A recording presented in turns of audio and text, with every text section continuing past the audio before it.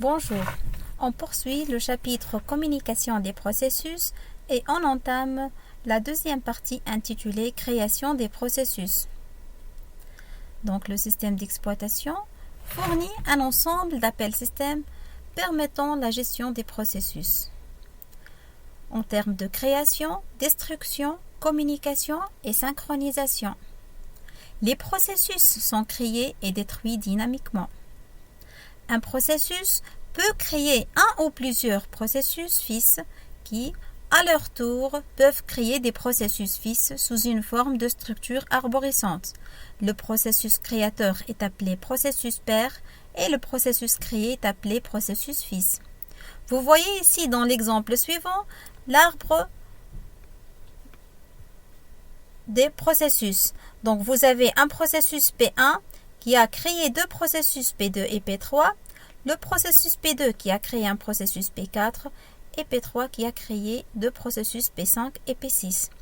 Donc ici, vous remarquez que le processus P3, il est le père de P5 et P6 et représente le fils de P1.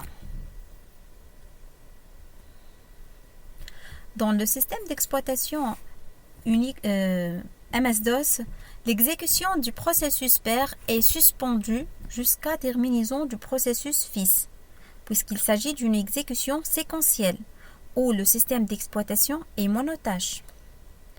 Par contre, dans les systèmes d'autres types de Windows ou bien de type Linux, le père continue à s'exécuter en concurrence avec ses fils.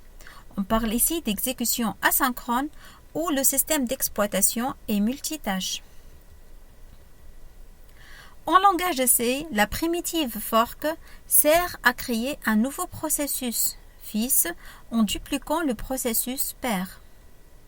Ici, vous voyez le processus père qui va contenir une primitive fork. Donc, son code, il est dupliqué en deux. Donc, on va avoir un processus père qui va continuer à s'exécuter et un nouveau processus fils créé.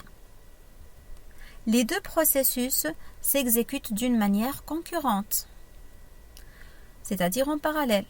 Le processus fils représente une copie exacte du processus père et il partage avec lui le même code et les mêmes données, c'est-à-dire les mêmes variables. Ici, on aura un problème. Comment donc différencier les deux processus, père et fils? Donc la solution est simple, c'est d'utiliser les PID. Donc chacun des processus père et fils a un PID différent. Lors de l'exécution de l'appel système fork, le noyau effectue les opérations suivantes. Premièrement, il alloue un bloc de contrôle dans la table des processus. Puis, il copie les informations contenues dans le bloc de contrôle du père dans celui du fils, sauf bien sûr les identificateurs PID, PPID, ainsi de suite. Il alloue un PID au processus fils et il associe au processus fils un segment de code dans son espace d'adressage, dans la mémoire. Pour le segment de données et la pile, elles sont partagées et mises en lecture seule. Lors de l'accès en écriture par l'un des deux processus, le segment de données ou la pile sont effectivement dupliqués. Donc la duplication, elle ne sera réalisée que lors de l'écriture. Cette technique est nommée copy on write ou copie sur écriture, permettant de réduire le temps de création de processus. Finalement, le système d'exploitation retourne le PID du processus créé au père et retourne 0 au processus fils. Donc chacun des processus père et fils reprend son exécution après le fork. Le code et les données étant strictement identiques, il est nécessaire donc de disposer d'un mécanisme pour différencier le comportement des deux processus après le fork. Donc la solution, c'est d'utiliser un code de retour pour la fonction fork, qui représente le seul moyen de différencier le père du fils. Donc on a les deux bibliothèques, sys/type.h et la bibliothèque unistd.h, qui renferme la définition de la fonction fork qui retourne un entier de type PIT. Les valeurs retournées par la primitive fork sont PID du fils dans le code du processus père et 0 dans le code du processus fils. En cas d'erreur, donc on aura -1. Donc vous prenez l'exemple suivant. Donc on a un code du programme C, donc le processus de PID 2020. Donc on a l'appel de la fonction fork et on stocke le retour de la fonction fork dans la variable root. Root, elle va contenir 2021, qui représente le code du fils, bien sûr au niveau du père, et au niveau du fils, elle va contenir la valeur 0, puisque elle sera le type de retour de la fonction fork au niveau du fils. Donc, résumons, la primitive fork retourne le PID du processus créé au niveau du processus père, ici c'est 2021, et la valeur 0 au niveau du processus fils. On a aussi deux autres primitives très importantes. Donc la première primitive est getPID qui va renvoyer le PID du processus courant et la primitive getPPID qui va renvoyer le code du père du processus courant ou bien le processus appelant. Ces deux primitives existent dans la bibliothèque sys/type.h et unistd.h. Prenons le premier exemple.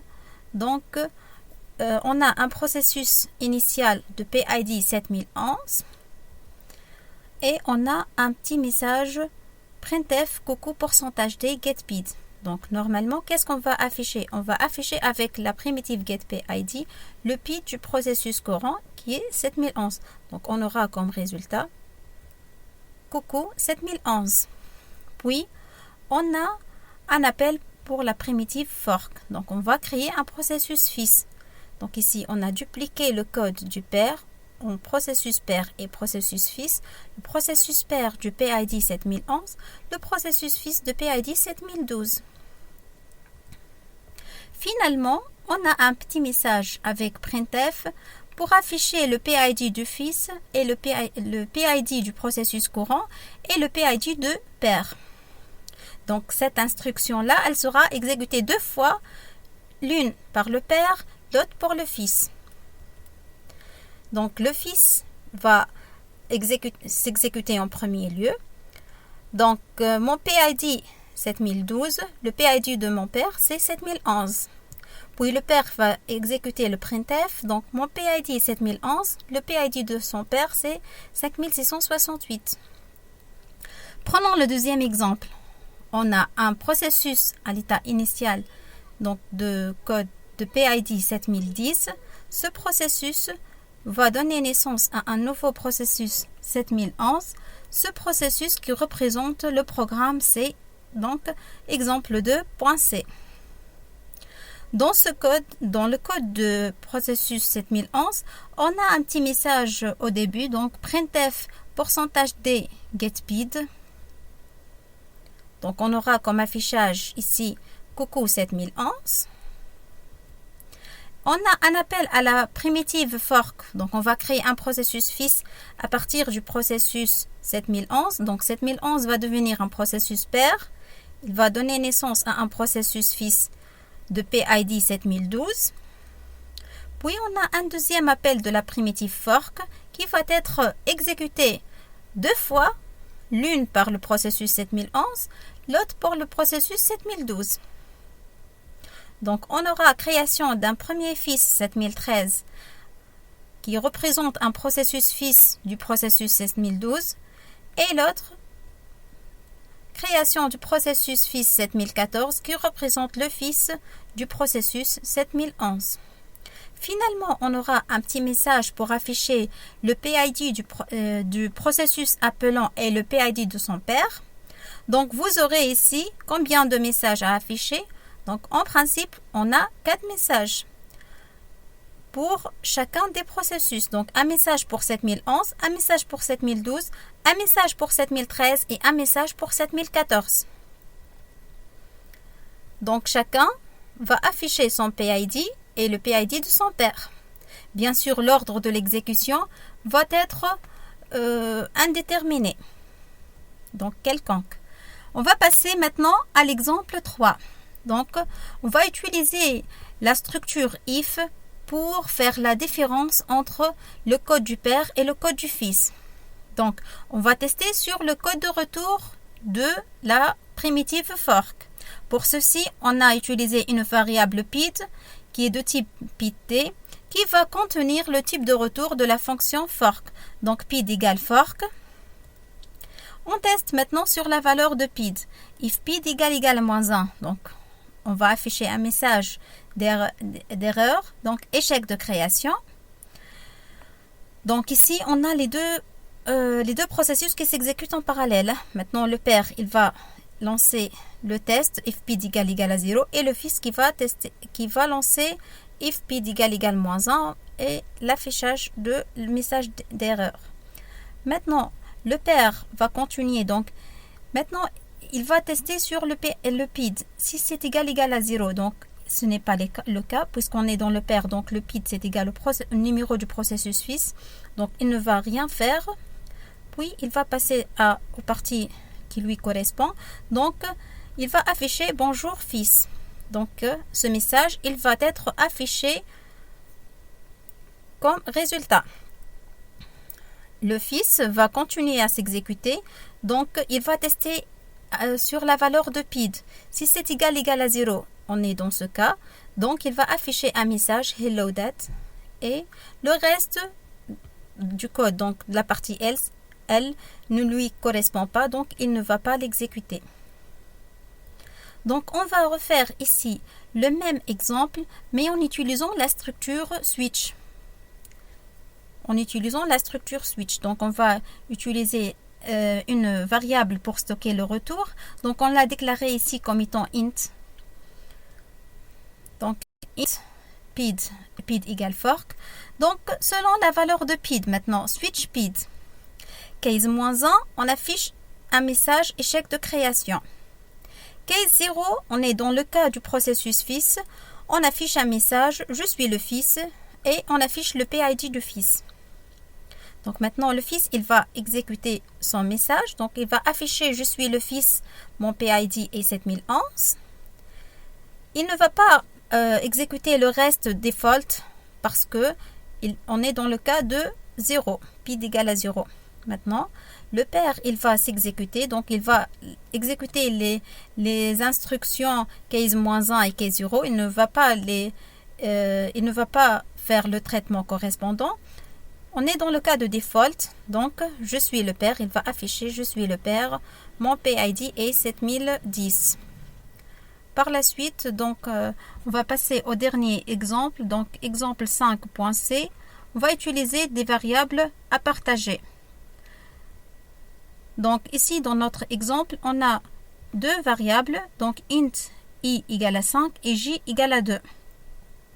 Donc puis, on a l'appel de la primitive fork. On teste sur la valeur de retour de fork. Si c'est égal à -1, donc on affiche échec de création.